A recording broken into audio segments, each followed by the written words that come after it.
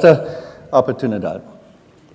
Por favor, perdónenme por hablar inglés, pero mi español es muy pobre. Sorry. I try. So, I was given the opportunity to look at what are the opportunities and what are the hindrances, of using wood in construction in Chile. And I started working here, I came down in 2005 at the World Earthquake Engineering Conference to start with, and then I spent some time in 2008 as well working with Corma and others to try and look at ways of improving the performance of wood in construction in Chile. In the last while, I got some recent input from Ian Delarouche, who was the former president and CEO of FP Innovations of Canada. And in the markets, we're going to see more and more forest-based bioproducts coming into the global market as a whole. That market shares with the construction side. It's going to be much more products than just construction. It's into plastics and everything else. The other mix that comes in is energy. And different countries differ in the mix of how they're investing in clean and renewable energies. Chile has recently passed new laws and provided incentives for meeting some goals that were just passed this year. Biofuels are a significant part of that mix. There are plants being put into Patagonia, as well as a very large solar thermal energy generation. With the change in climate change, which most people will agree is predominantly, or much of it is caused by man-made uses. It's the biggest driver in North America, and I think it's going to become one of the major drivers in South America too, of how the economy is going to change and what materials we build with, and energy efficiency of your housing. In the United States, 40% of our energy use is in housing, in heating and cooling.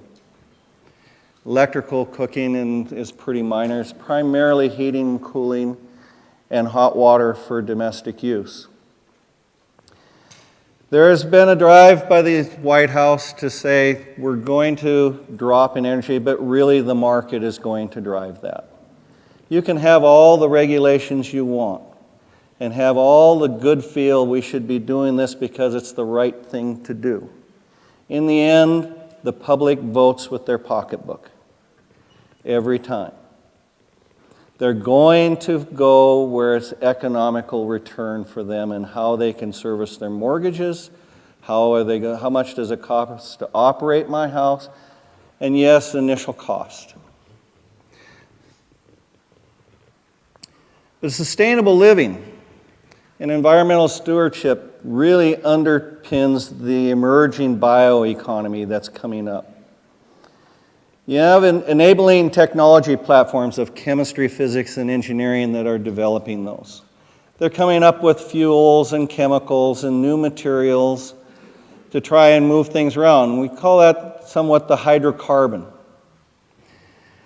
Its functionality is really price and supply. We then have our carbohydrate economy, which is really the food sources, where we have genetic research and digital technologies, nanotechnologies. Those are functionality and price, but they're also renewable carbon neutral issues. They have to come back from the push is becoming, is it renewable? Much of our governmental housing is required to meet environmental renewable standards.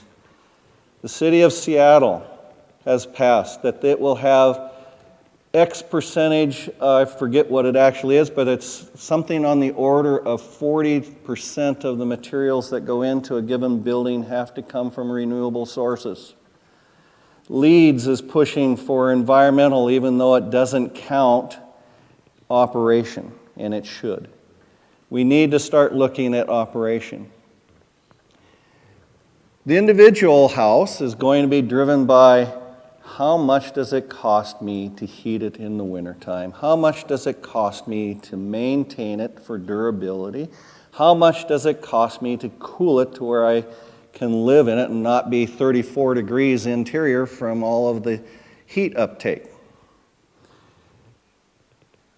Mortgages are changing in the United States to look at you're allowed to have a larger mortgage on your house if your energy use is lower because you can service a higher payment. And so that changes the mix of materials that people are looking to use in their housing. The methods of construction we use in North America have really developed around the wood building. The masonry, concrete, and steel buildings really have developed around commercial and large building type construction, where wood controls most of the 3-story, 4-story buildings.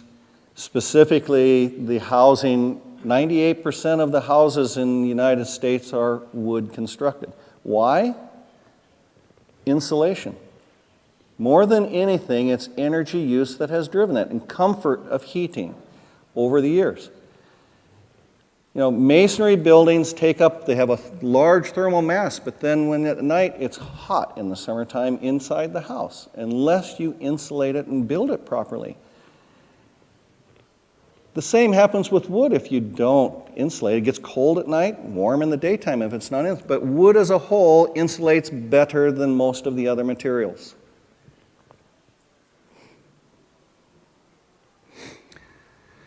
The other driver is carbon benefits. After Kyoto, a lot of people looked at greenhouse gases, carbon dioxide being one of them, methane being another one. The average metric ton of wood used instead of something else in our country essentially displaces 3.7 metric tons of carbon dioxide into the environment. In addition, every metric ton that we use sequesters another 1.8 metric tons of carbon dioxide. Most of northern hemisphere countries, including China now, is using carbon dioxide as the metric for global warming concerns. So, President Obama has come back and said we are going to cut our CO2, even though our Congress, which I'm sure all of you are aware, between the White House and our Senate and our House of Representatives, the politicians are not functioning. They can't agree on anything. And so the president has put out a presidential order that we will drop our CO2 use through improving energy efficiency of housing, which pushes it towards wood again. We have increased the mileage requirements or our efficiency of our automobiles to drop CO2. It's driven through the Democrat side of it believing in global warming and the Republicans saying they're not sure it's man-made yet. So while we have a White House that's Democratic, we will be dropping CO2, whether Congress will ratify agreement or not. So, wood solutions. It's natural, it's renewable, and it's by design. Nature made it that way. You have a lot of buildings like this, big arenas, malls, airports. You don't have buildings like that last one that was built in London. It's a 9-story building. 4 carpenters put it together, 1 week for the entire structure. The cost of construction in the United States, labor-wise, says that we will move towards more and more modular, and I think most of the world is moving that way because labor cost is always driving. Construction financing costs alone that you save by reducing construction time saves the projects, in some cases, millions of dollars. We have some very aesthetic bridges in Europe. And now this is how we build apartments in the United States for most of the West Coast. We have 1/4 hectare plan size buildings that are 6 stories high in high density housing areas like Los Angeles, parts of Seattle, San Francisco. Through looking at the United Nations and others, a lot of the architect studies come back and say for high-density housing, the most efficient range of stories is somewhere between 10 and 15-story high buildings. It makes the sewage, utilities, everything else most efficient, heating and energy use as a whole, most efficient. And so in the high-density areas of the world, you're going to start seeing those kind of buildings. The U.S. supply of biomass could replace 1/3 of our petroleum consumption if we wanted to by 2030. But there are other impacts in doing that. It's not going to happen. But right now, we have fuel wood from the forest that's being used. The University of Idaho heats their entire campus with waste wood coming off of sawmills. Mill residues. Construction and demolition sites, we are now in a position that we don't allow you to landfill in the garbage heap your construction demolition stuff as much anymore. You have to separate it out and recycle as much of it as you can. Logging and site clearing, we're now using about 80% of the forest when we go in to log. Using trees and everything else, they're starting to put in pharmaceuticals, similar to what Arauco has done in this country, if I remember right. We end up we're putting in liquid biofuels for jet fuel now. The push is to change from petroleum-based jet fuel to wood-based or biomass-based jet fuels for about 50% of our fuel. There is an available agribusiness. Everyone knows about most of agriculture in the United States is big business. The numbers represent we're going to be increasing 7-fold what we're doing through biomass. 3 times of what we currently are for forest-based biomass rather than 7 because agricultural biomass is much more accessible and easier to extract. The early entrants are the biomass to the refineries are the biomass people. You have Poet, DuPont, and other big names. But here's another problem why we're moving this way. The mountain pine beetle, which was brought in from China on some containers, it has destroyed in Canada alone 17.5 million hectares of land is out there with dead forests in it. The yellow area that's shaded in the map of the United States is the affected area. Helena, Montana up there where you see that little dot, between that and Butte, Montana, 80% of the forest is standing dead. And we have a potential huge fire problem. And we're trying to find a way to use that material, sequester that carbon rather than let it decay or burn and all go into the environment. That's a picture of the forest between Helena and Butte. All that brown used to be green. It's a huge problem for us, and that's what we're worried about. The last big fire that we had that was caused by a very large drought was in 1873. It burned across 3 states. Okay? That would be, for instance, burning from here to the middle of Argentina. in distance. This is the affected area that's up in British Columbia. So we're moving towards CLT, cross-laminated timber. We're trying to use ways to move it into biofuels. We're trying to find ways to make plastics out of it. We're making with the Chevron and other petroleum industry of making new wood plastic composites similar to Trex. We have a large research projects trying to go on to look at biofuels. Right now, the U.S. government, Department of Agriculture, has two $40 million projects out for biofuels that will have that's $40 million each to be spent over a period of 5 years at universities. So where's the sweet spot for these bioproducts? I consider lumber, or plywood, or OSB, or particle board, or I-joist, any of those, I consider them a bioproduct.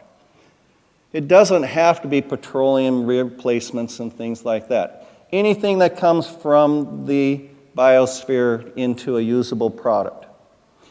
So where are some things from, you come up here in the, see if I can get the laser. Up in here, the bio-based chemicals and bio-based materials, very high value added in what the companies would make, but it's an immature technology. It's a risk. We end up with transportation biofuels, which is where we're trying to move for jet fuel and biodiesel.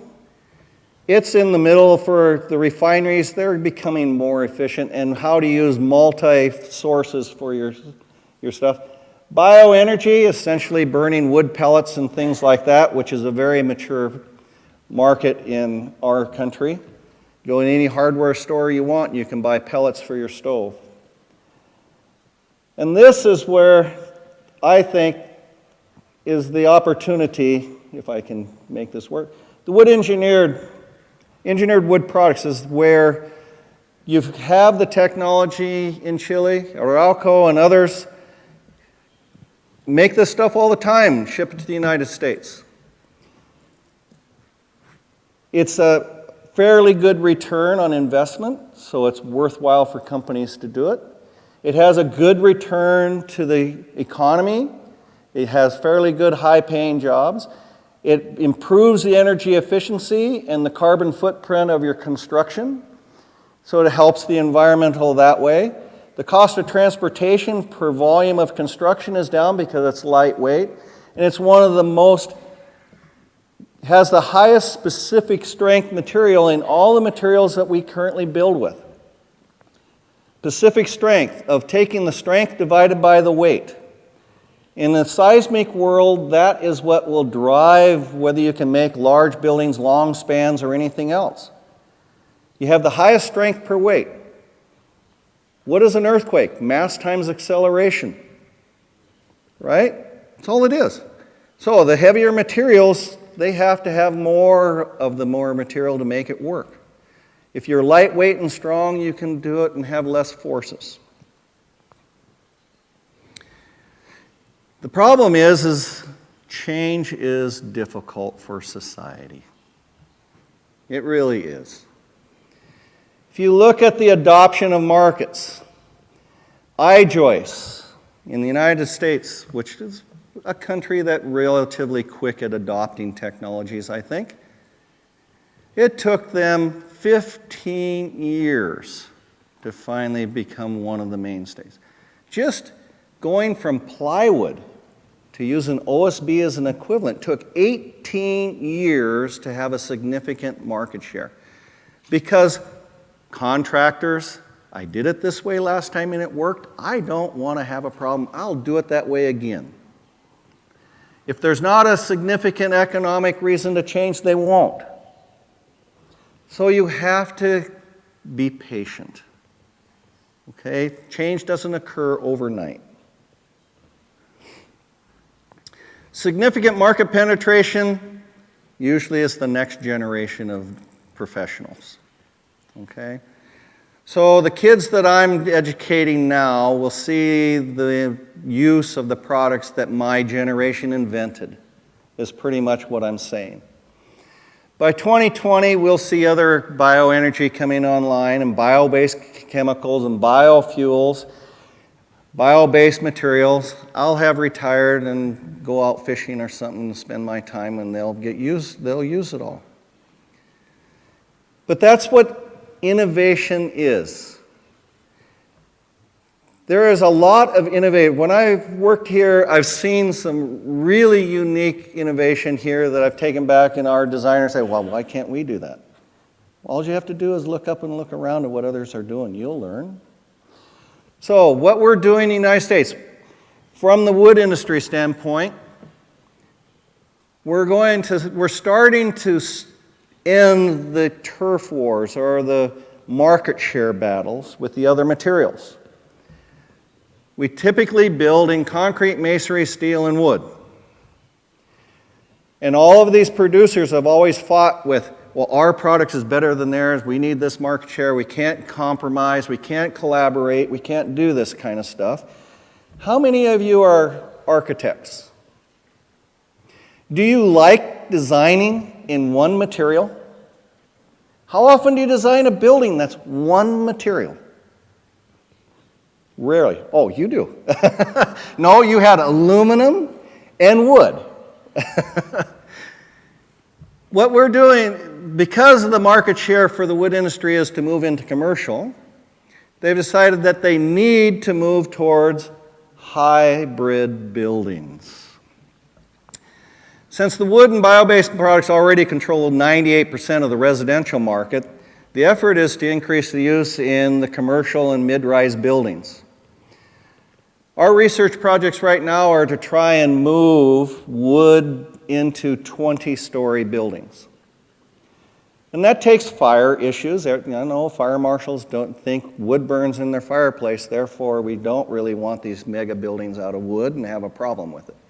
I understand that. But we can increase energy efficiency. If we take the requirements and just changing them like we did, we now this 2012 just instituted one of the most stringent energy codes in the world now, and then 2018 we'll have another big jump. We want to reduce the housing by 70% by 2025. Why? What is our rationale? The environment. My sons and daughters' generation, they're beating on us because we wasted a lot of the resources. And now we're trying to change into, we're measuring it by CO2 footprint of the buildings. The White House executive orders reduce CO2 to meet the Kyoto targets without being a signatory to the treaty. Some of the efforts that we're doing, we have seismic. It may not be as long a duration. It might be a little bit different periods and things like that, but we still have pretty big earthquakes.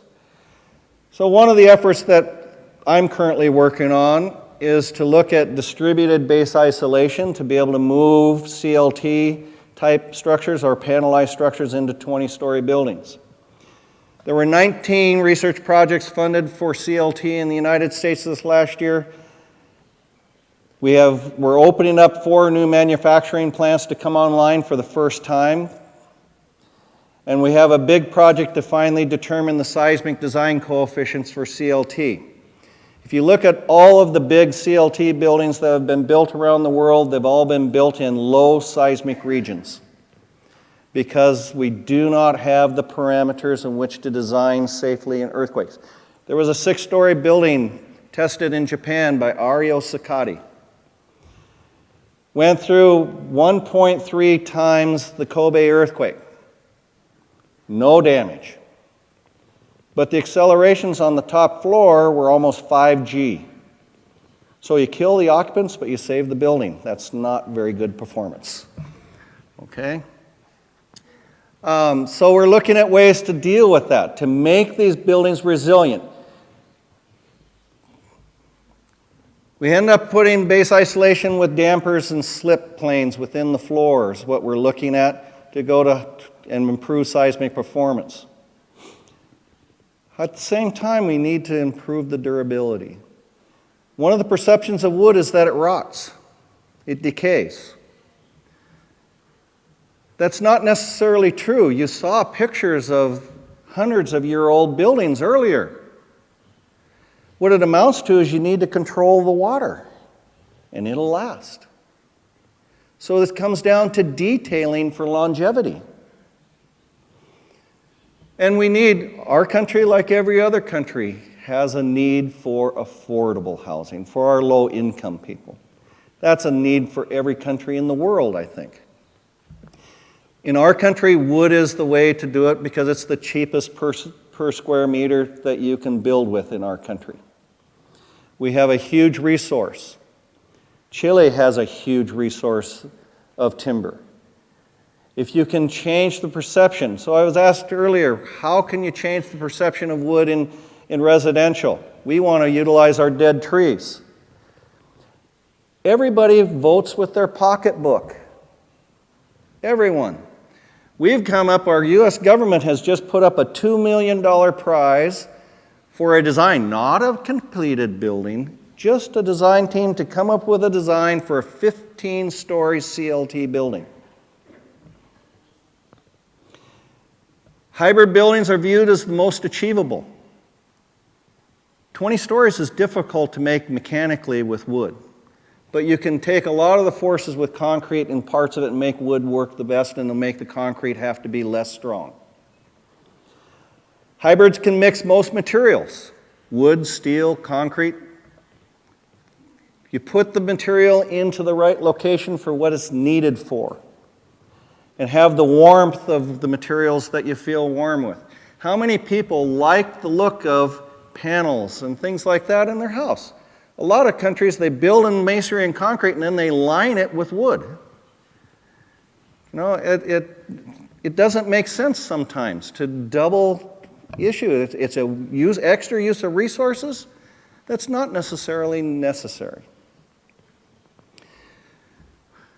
Wood and bio-based materials reduce the CO2 footprint, reduce the weight of the building so its seismic forces are reduced. It can span longer spans for the same amount of material, and it increases the energy efficiency along with sound transmission and vibration.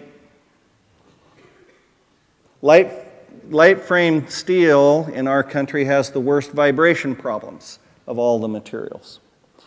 And this isn't a new concept. We built 9 and 10-story buildings out of timber back in the 1800s. Okay? They're still in use. And they haven't burned down. They've had fires, but they don't necessarily burn to the ground.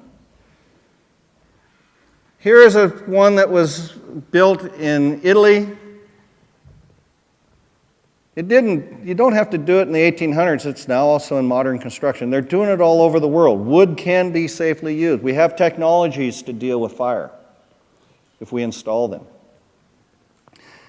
So here's a 16-story building that's designed and ready to build in Italy. 20-story in Norway that's planned to go under construction within the next year. 20-story in Austria that has broken ground to begin construction already. So what are some of the hindrances that I see? Yes, I know a little bit. I know enough to be dangerous around saying things what your country should do. So take what I say with a grain of salt. I may be off base, you know better than me, but these are outsiders' perceptions of your situation. Your building code requirements. We don't engineer most residential housing that's 3 stories and less, and those that have 1 and 2 families in the building, or row houses where each unit is a single 1 or 2 family dwelling. We do that from prescription. We have a code that says you have a 7-meter long building. The wall on each side has to have X number of meters of solid wall, and you can put the windows anywhere you want. Okay? That goes along with that. My perception of your criteria is it's based on concrete or masonry wall structures that were built at a time when, let's say, you had a relatively high density of walls in the average building, smaller rooms. The deflection criteria that you have for seismic, it has to be the most, if not pretty close to the most stringent deflection criteria under seismic loads of anybody in the world. Different materials can tolerate different displacements, and you ought to be looking at that as an option. You have to decide, do you want to design seismic for strength only, like we do? We say that we're probably going to, after an earthquake, have to rebuild about 15% of our building stock. That was a decision that we made. In exchange, we designed for lower forces and allow larger displacements. So when you're close to the source of the earthquake, you're going to have damage and you're going to be replacing buildings. Yes, that's what we have decided. You as a society need to decide, do we accept that, or do we do damage control and restrict our drifts more? If you allow higher drifts, yes, you could design systems that are repairable rather than tear down.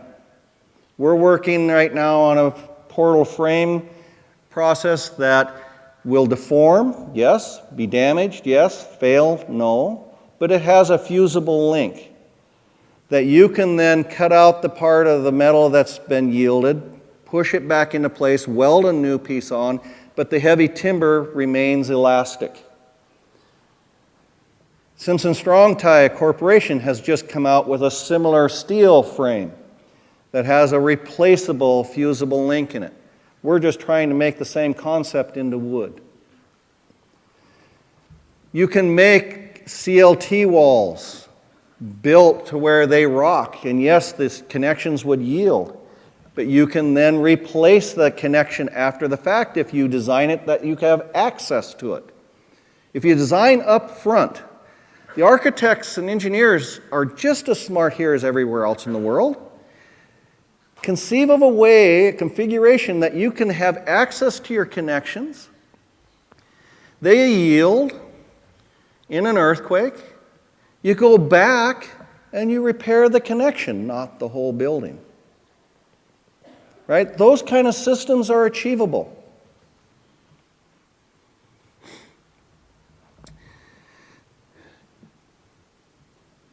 If you were to develop a prescriptive code, and these are expensive, our prescriptive code costs us to develop and maintain new technologies coming into it somewhere on the order of $30 million every 3 years. Is what we spend.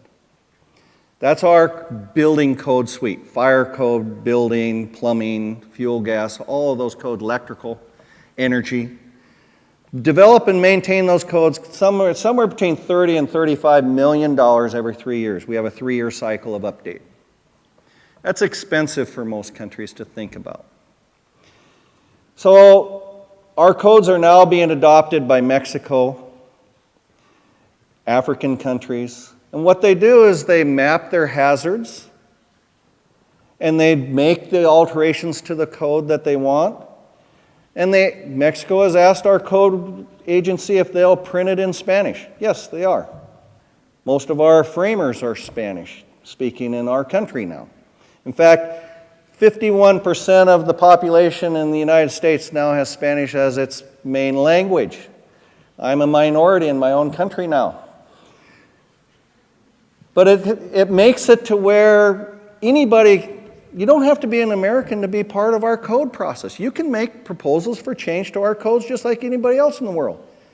Participate. It's less expensive, and it allows designers to work in a broader field.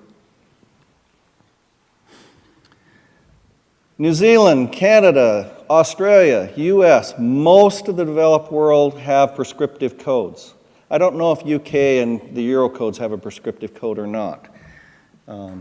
I know that Sweden did when I lived there. Okay, the deflection criteria. And no prescriptive codes, you also need a trained workforce. Corma, I just talked to Enrique Escobar Corma a couple days ago. They just unveiled 7 schools that are adopting, high schools that are adopting a curriculum to train carpenters for framing housing. That's a significant move forward. If you had a prescriptive code to where the contractors can also make use of this, you would also see them have a demand for jobs and be able to be employed easily. Those are 2 things that are significant changes that would move things forward. We have prescriptive code for more than just wood, but you should really look at where you want to go with your codes and try and make it later on. The second hindrance, dried or graded lumber. The houses that I went out and looked at, they were purchased their lumber from a local sawmill. Usually it's air dried, not always, but usually. You end up having to put a whole lot of extra blocking in to keep the lumber from warping. But if you sheath it with panel products before, it won't warp. The panel product will keep it straight, which reduces labor costs because you don't have to cut as many members. Your insulation goes in. You have less thermal breaks in your insulation for energy efficiency. And the construction time is reduced. But I really think that you're going to start seeing companies here go to panelized construction. They'll build these in a factory and bring out and take a small crane and put the walls in place.